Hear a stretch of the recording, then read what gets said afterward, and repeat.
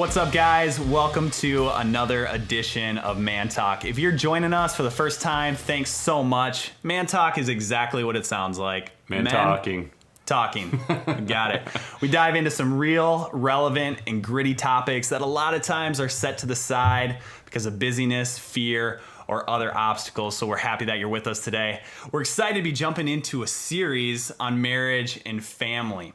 Special thanks to Counseling Care as our sponsors. Vince, we got some sponsors in this episode, man. Yeah, I know. This is getting exciting. Marcus Bachman was so generous to sponsor us for a month here. Yeah. 4 episodes, great stuff, I think. Well, and their team's great, too. Yeah. Like, it's going to be, I think, throughout this entire series, it's going to be a great resource. Marcus has some sound bites and little things for us to be able to bring some insights to the table on. So I'm excited. Yeah, they got great counselors over there too. So beresolute.org/family. If any time throughout this series you need some resources, we got some great stuff from Vince on there, some great stuff from Marcus and his team. So beresolute.org/family. Yeah. You ready to dive in, Vince? I am, man. Sweet, man. So we're here, obviously, founder Vince Miller. I'm going to pick his brain today. We're going to dive deep into marriage. So I got an intro question for you. All right. I want to know the story. So either first sight or first fight. So the first time you laid eyes on your wife and it was sparks and fireworks, whatever it is, or first fight. And the first time there's sparks, but that's because a frying pan is flying over your head. What if they were both the same moment? Just so you know. I definitely want to hear the story. It was the first sight and the first fight. So that's how we met, actually. So I was speaking at a chapel service in college, and I was putting stuff in the seats before I was about to speak. And no kidding, my wife came in and saw me, or my not then wife, but this girl, from South Dakota came in, and she says, "Why are you doing that? Why don't you just hand them out at the door?" And I was like, "Who are you, you stupid freshman?" And I thought to myself, man, she's cute at the same time. So no joke, that's how we met. And man, it's been bliss ever since. She's been doing that ever since, right? Since, why calling don't you me just out do on it this way? Oh, that's so good. Actually, that's metaphorical. I think it actually is how we'll unpack that a little later. Yeah, okay, right? good. Oh, man. No, I think that's so good. It's funny. The first time I ever met my wife, so same thing, we're in college.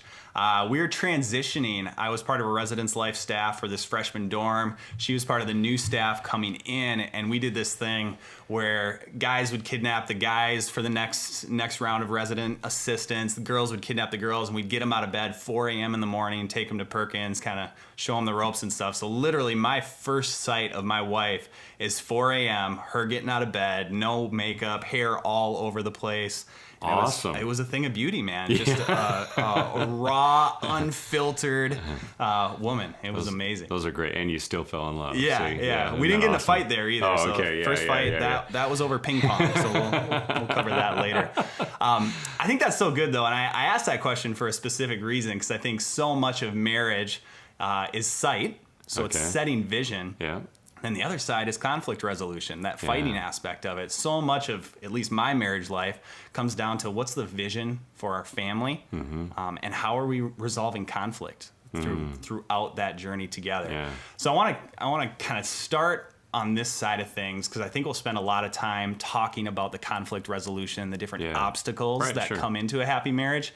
But give me your perspective on the vision of marriage. What's like the purpose of marriage, whether it's going back to a creation story, Adam and Eve, but set a context for our guys on a vision or a purpose for marriage. Well, I think marriage is very important. It's a reflection of the image of God. Of course, there's oneness, right, that coming together, and I think that represents God in some beautiful ways. I think when we find oneness, or when we engage in that covenant and commitment of marriage, we are experiencing a little piece of heaven. In fact, Jesus shared some profound illustrations in the New Testament about our entry into heaven, and he described it like a marriage.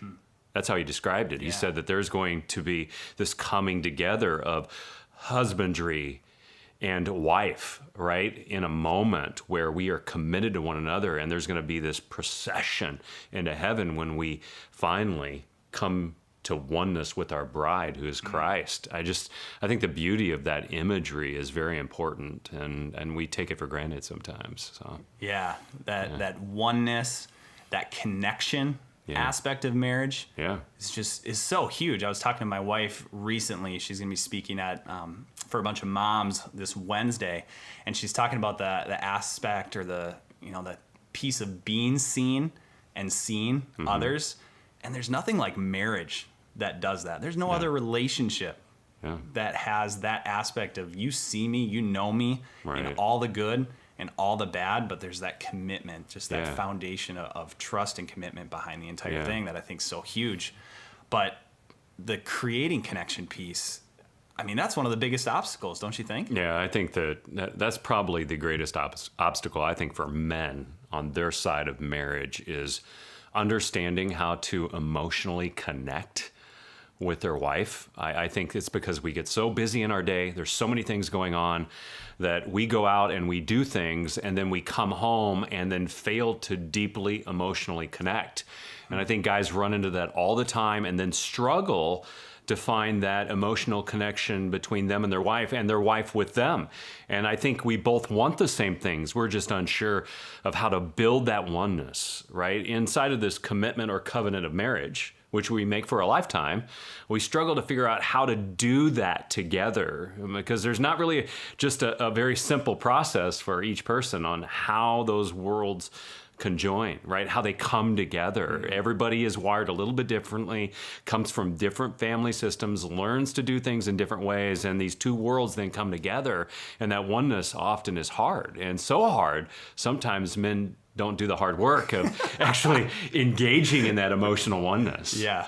Well, it's almost like when you come together, husband and wife, you got two different languages. You're talking about how you're coming from these backgrounds, families, schools, whatever it is. You've led this, up until this point, a life that has been built around a certain language, a certain primary language. Then all of a sudden you're coming in, you're learning to speak that other language. Yeah. And sometimes you're having to translate, sometimes you're having to speak a little more clearly, a little more precisely, and everything like that. But that's the whole process of connection and this journey together of making connection. And like you said, that's one of the goals that Jesus has for us, not just in marriage, but throughout our life. He wants us to experience oneness as the body of Christ. Yeah, he does. And, there's this book that was written, I think, a couple of decades ago now called Men Are From Mars, Women Are From Venus, which I think is a good way to kind of explain that we're very different creatures, right? We have different ways of thinking about things. We have different ways of communicating, and we struggle to find a common language. And women communicate very differently than men do. And although we can go into a lot of differences there, I think the challenge is finding mutual ways that we can truly emotionally connect, to not evade the emotional connection. And guys, I think more often than not, are a struggle in marriage just simply because they're not in touch with their own feelings, to be quite honest. I think this is predominantly a male issue, and I'm not saying all of marriage is, but I think this is the male side of marriage, is that we fail to develop healthy emotional connections with our spouse, nor are we in touch with our emotions because we're actually scared of them. We think that it's not masculine to get in touch with our emotions, when I would say that's probably the most masculine thing we could ever do, is to really get in touch with them and understand how to lead them and guide them and find a way to mutually share with our wife when we come home. We have to remember, when we go to work every day, we're conquering it there. We understand it. We get to move things around, manipulate things, work on processes, and they can be very non-emotional at times. But then when you come home, you got to do this hard work of trying to figure out, where is my wife at right now? What are my kids doing? How do I emotionally connect to them? What we want to do is unplug. We use that language. Yeah. That is the wrong language to use at that moment. We are now in the most caring environment we could ever be in. We got to plug in is what we got to do, and kind of understand what's going on in our hearts and uncover it and get comfortable with it. And guys, it's okay to cry once in a while, right? It's okay to be confused. We hate to say that. We love to laugh and poke fun and gesture, but there's other work that we've got to do. We got to figure out how to emotionally care with the people that God has put us with in our life. Yeah. And that means that we've got to get in touch with ourselves. And so when we're frustrated, we say we're frustrated. When we're angry, we say we're angry. When we're sad, we say we're sad. And we get in touch with those feelings and find a way to create mutual connection. And when our wife is sad or angry or frustrated, we figure out ways to connect with her. And that's what builds oneness, I believe, in marriage. Right.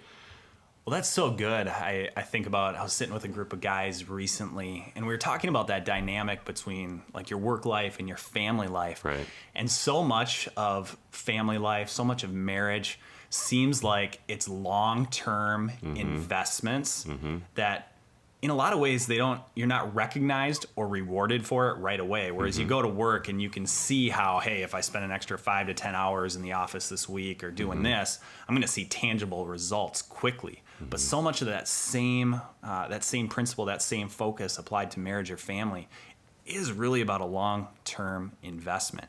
And I love how you said, and I think we're going to get to what does the Bible say about this? Because that's really what Marcus says. Marcus Bachman from Counseling Care says, a lack of biblical knowledge about marriage leads to difficulty. God's word instructs both husbands and wives about how to best love each other. It's learning that language and expressing that maybe in a way that we're not used to. So getting in touch with our emotions for the purpose of connection. What do you see in God's word specifically directed towards guys that calls that out of us, that instructs us how to build connection? Well, I think there's probably some Christian guys listening to this podcast, and of course they were drawn to Jesus, the bride, because they were allowed the freedom to deeply emotionally connect with him in a moment that they needed, like forgiveness or grace or love or mercy, right? We probably all who are Christians can connect to that moment that we discovered the grace of Jesus Christ in spite of our sin. That emotional connection is so powerful, isn't it? Now, you probably find a moment or reflect on a relationship that was impactful to you, that led you to that, what we call a decision for Christ, but it was a deep emotional spiritual connection. That is us connecting to the bride of Christ.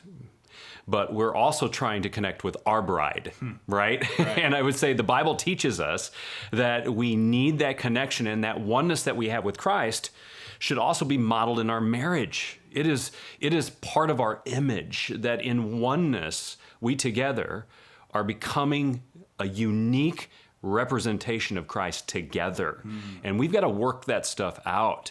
If we avoid doing this work, two people will drift apart gradually. If we're never sharing emotionally and we're never connecting on an emotional level, if we're always just connecting on our opinions or on facts and never taking the dialogue deeper into the things that we feel and experience, we're not really creating a deep connection.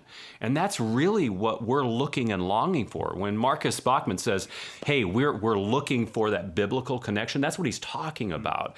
If you go back to kind of the early understanding of some Hebrew words and context around marriage, one of them is the word to know. Right? To know. So go back to the beginning of the Bible. Adam knew Eve. Okay, we all know what that word know means there. I know what that means. It means that we're having some sex, man. That's what it means, we're having sex. But it isn't just about sex. The Hebrew word for to know meant this holistic knowing. It meant knowing spiritually, knowing physically, yes, knowing emotionally, knowing intellectually. It was a whole knowing. So for Hebrews, the word to know isn't just exclusively about one thing, sex, guys. It's about a holistic knowing. It's about completely knowing someone. And I think that's what we're after biblically. So Marcus is right. The Bible has something to say about knowing our spouse in more than just a physical sense, in a complete sense. Does that help a little bit? Yeah, absolutely. It's not easy, though. No, I wish it was easy. Because we think it's only a physical connection, right? Like, that's what we want. No, I never even considered that. Yes, you have. We all have, and that's what's wrong with our thinking. My four kids beg to say otherwise. Yeah, exactly. That's so good, though. But now there's that. There's the philosophy, the approach. There's to know. How do I do that? How do I start? I mean, it's a lot emotionally, spiritually, physically, intellectually, all these different places. When I go home today, how do I start? For all our guys out there too, where do we start in building connection. Yeah, so I think one of the places where we can start building connection is growing aware ourselves of our own emotions. I think guys tend to we tend to have one category of emotion, and it's like anger, right? but anger is just a mask for all kinds of other feelings. We've got to get in touch with our own emotions. And like I said, this is a very masculine thing. It is very non-masculine for us never to get in touch with our emotions. Seriously. We need to be in touch with our emotions. Daniel Goldman talked about emotional quotient, or EQ, he called it. And he kind of popular. I've never heard of it before. Whatever. My wife would say. Yeah, exactly. Yeah. We all... Here, read this book. Yeah, here, read this. It's on emotional intelligence. And really what Daniel Goldman did was genius. He basically popularized the idea for men to get in touch with their emotions, and not just men, leaders, right? He kind of took the sissification out of emotions and made it a leadership muscle, and all of a sudden it's cool. All of us. He fooled everybody, right? and really he's right about a lot of those things, that it all begins with just kind of this awareness of your emotions, and you're not a one emotion person, right? Anger isn't your only emotion. You have to dig deeper than that and uncover when you're sad and you feel lonely, and you might be tired, or you might be slightly depressed, or you're frustrated, or whatever you want to name those emotions. There's basic categories of emotions. I'm sure Marcus has better categories than I just mentioned, right? And you can go to counseling care for help for sure, but we should get in touch with those things. And that's why men go to counselors. Not just because we have problems, but because we want to get in touch with ourselves, right? So I think it begins with becoming aware that we have emotions. I think, secondly, we've got to name and identify them. I think that's super important. We should sit back, name, and identify what those emotions are. I think another great step would be to track one emotion for an entire day. Just watch it. If you're feeling sad at the beginning of the day, track that emotion and try to figure out where it's coming from, or even trace it back to responses you've had in your past. I think that's very valid for a lot of men. We have one emotion only because we have only been taught to have one emotion. And why were we taught that? Is it right to only experience one, or should we experience an array of them and enjoy them? I think another thing we can do is sit down with our spouse and actually talk about them. What? Yeah, exactly, right? Do something we've never done before and say, you know what? I don't feel great today, and I don't know why. I feel maybe a little confused or sad, or I feel amiss for direction or purpose, or I'm just angry and frustrated with life today. That is a great thing for your marriage, because it brings your wife in on your emotional journey, right? Yeah. And I think these are all steps we can take. Becoming aware, name and identify, track emotions, right? Talk about them with your spouse. Man, imagine what would happen if just once a week you as a man shared one emotion you're having with your wife. Your dialogue would go from fact and opinion, actually down here deep, to things that actually matter, how I'm feeling, and watch your relationship grow together. And watch the sex go up, by the way. I mean, it's not what we're after. Grab my notebook if this is what...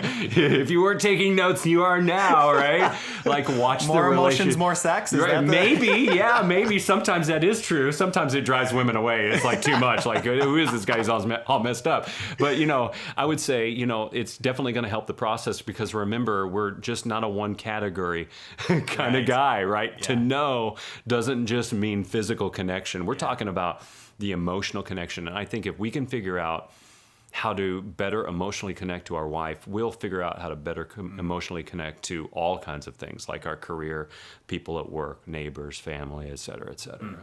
I think that's so good. I can already picture in my mind and see how good my wife is at doing that, at saying I'm feeling this, and then just starting to unpack it. I mean, she's great at it. I struggle at it. And I think it would be so easy to just say, guys, get in touch with your emotions. But I think what you did in terms of identify it, label it, track it, I mean, I think that's a huge part of the challenge. I think that's something that we can all take away today, this week, and something that all our guys can take with us. So guys, I think that's really the challenge, is get in touch with your emotions, but do it in a very specific way. The same way you track goals and progress in any other place of your life. get in touch with your emotions and start to track those, where they're going, where they're resting, where they're sitting. I mean, where you're not finding and understanding your emotions. Right. I think that's so good. And like you said, that leads to connection. Right. For so many guys. Always. And, I'm not great at this either. I didn't have great examples growing up. I didn't witness healthy marriages. My mom was married and divorced multiple times. And because of that, I never witnessed what it looked like to, in a healthy, emotional way, see connection there. So we all have to learn it, and my wife will tell you, I'm still struggling with it, but I'm getting better step by step, and we can just take steps in that direction. Here I am, been married 22 years, and I'm still learning how to emotionally connect. For years, I just gave her the Heisman, right? Thinking that was the right thing to do. It's none of your business. Stay out. I'm scared to share with you. I don't want to burden you with this. Yeah, I don't want to burden you. We give them the Heisman on these issues, and we shouldn't. We shouldn't. They want to draw closer to us, and I have found the closer we draw together, the more benefits there are, not just physically for our marriage, but just for our oneness and what it looks like to be married to that bride of Christ. Yeah. So good. Well, thanks so much, Vince. Yeah, I think that's good insights. Guys, that's really our challenge for this week is, not only for our entire marriage, how do we create connection, but I think really for this week, step in and start to own some of those emotions, not just getting in touch with your emotions, but growing your marriage EQ, growing your relational EQ with your wife. Man, so thankful for just some of the resources that Counseling Care brought to us. Again, for any resources that you guys need to help you along this journey of doing that, go to beresolute.org/family. So, guys, thanks for joining us on Man Talk. Go out, get connected, get in touch with your emotions today, grow your emotional intelligence. That sounds weird saying it that way. Go get in touch with your emotions. Go get in touch with yourself. Some me time. Yeah. No, but grow your emotional intelligence within your relationships. Guys, thanks for jumping in for another episode of Man Talk. We'll see you next time.